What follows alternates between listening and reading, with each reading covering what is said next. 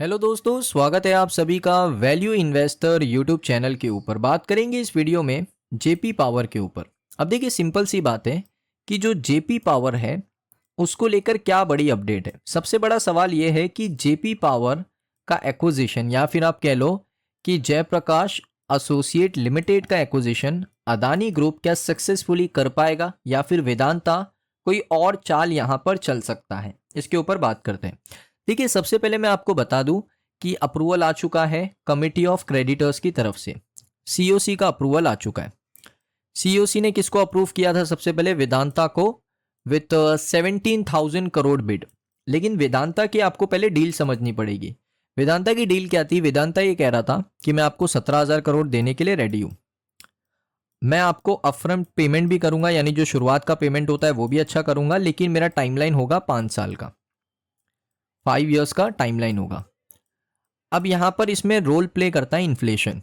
Inflation इतना बड़ा role play करता है कि 17,000 करोड़ की डील को खत्म कर दिया कमिटी ऑफ क्रेडिटर्स ने। कैसे रोल प्ले करता है वो ध्यान से देखिए। मान लेते हैं कि जो पूरा अप फ्रंट पेमेंट है, वैसे तो किसी को बताया नहीं कि भाई अप फ्रंट पेमेंट कितना करने वाला था वेदांता, फिर भी मान लेते हैं कि मिनिमम यहां पर 5,000 करोड़ तो पहले पेमेंट होता ही होता, 5,000 करोड़ का पेमेंट करता ही करता। अब यहां पर पूरा कैलकुलेट करके डील को समझते, तो मैं सिंपली क्या करूंगा, कैलकुलेटर को साइड में ओपन कर लेंगे। 17,000 करोड़ यहां पर आप देख सकते हो, यहां से हमने इसको 5,000 करोड़ माइनस कर दिया, बचा 12,000 करोड़। अब जो 12,000 करोड़ है वो हर साल ऑलमोस्ट इन्फ्लेशन 7% तो पैसा, 7 या 4-5% तो पैसा नीचे ही आएगा ना हर साल। तो यहां पर आप कह सकते हो कि मान लेते 7%, तो यहां पर जो 7% पैसा है वो हर साल नीचे आएगा। तो पहले साल में अगर आप देखोगे ना वेदांता की डील, 840 करोड़ का लॉस पहले साल में। 840 इंटू मैं कर दूं इसको 4 साल, 3,360 करोड़ का लॉस ऐसा ही हो गया। अब 17 माइनस 3,360 करोड़, तो यहां पर आप कर लो, दोबारा से कैलकुलेटर ओपन कर लेता हूं। 17,000 करोड़ माइनस 3,360 करोड़, तो ये डील कितनी बन गई? ध्यान से देखना, जो चीज बता रहा हूं आपको कोई नहीं बताएगा। ये डील कितने की बन गई? टोटल डील इन्फ्लेशन के बाद 13,640 करोड़ की। अदानी कितना ऑफर कर रहा है? सिमिलर अमाउंट ऑफर कर रहा है। पेमेंट टाइमलाइन क्या है अदानी का?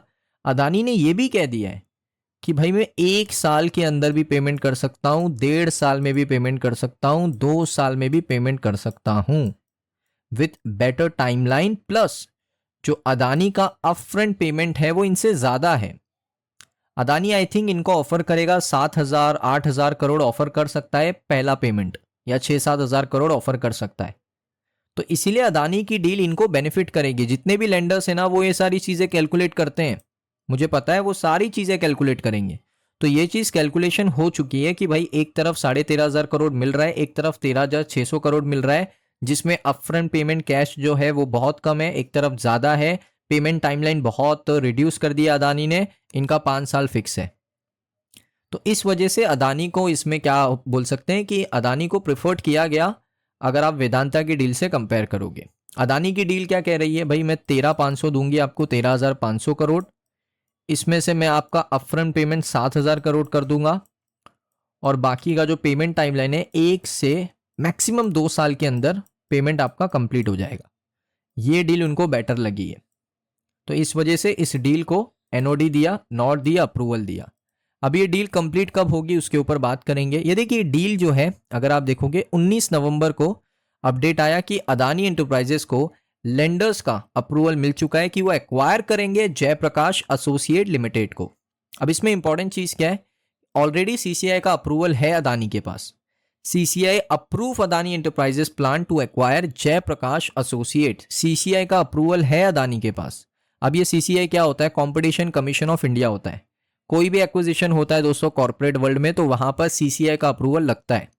तो सीसीआई का अप्रूवल अदानी के पास ऑलरेडी है, वेदांता के पास भी था, दालमिया भारत के पास भी था। सबसे पहले सीसीआई का अप्रूवल अगर किसी को मिला इस पूरे एक्विजिशन के अंदर तो वो है दालमिया भारत, लेकिन वो तो एग्जिट हो चुके हैं। तो अदानी के पास दोस्तों यहां पर आप डेट भी बता देता हूं, 26 अगस्त के ही टाइम पर अदानी के पास सीसीआई का अप्रूवल आ गया था। अब यहां पर इस डील कंप्लीट अभी तक हुई क्यों नहीं है? डील में दोस्तों सबसे इंपॉर्टेंट चीज रोल प्ले करता है एनसीएलटी का अप्रूवल। एनसीएलटी का अप्रूवल अभी तक आया नहीं है, ना इसकी मीटिंग के ऊपर ना इसकी हियरिंग के ऊपर कोई भी अपडेट है। तो एनसीएलटी का अप्रूवल बाकी है। तो अभी अदानी के पास दोस्तों सबसे पहले सीसीआई का अप्रूवल उनके पास है, एनओडी है दोस्तों सीओसी का, तो सीओसी का अप्रूवल भी यहाँ पर आप कह सकते हो इनके पास अवेलेबल है। सिर्फ बाकी है एनसीएलटी का अप्रूवल।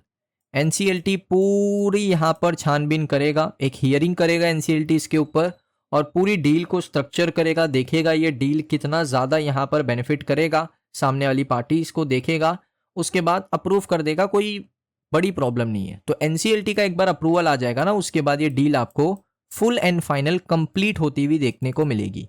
बस वेट हो रहा है कि एनसीएलटी हियरिंग करे, डील को देखे, अप्रूव करे, उसके बाद सारी चीज़ें आपको होती हुई देखने को मिल जाएगी। अब दोस्तों मैं आपको एक और अपडेट दे देता हूँ। ये आ रहा है दोस्तों जेपी पावर की रेटिंग को लेकर। देखिए क्राइसल ने दोस्तों ना जेपी पावर की रेटिंग को अपग्रेड किया। क्राइसल का एक लॉन्ग टर्म बैंक फैसिलिटी के ऊपर रेटिंग दिया इनको, 5,600 करोड़ का लोन था।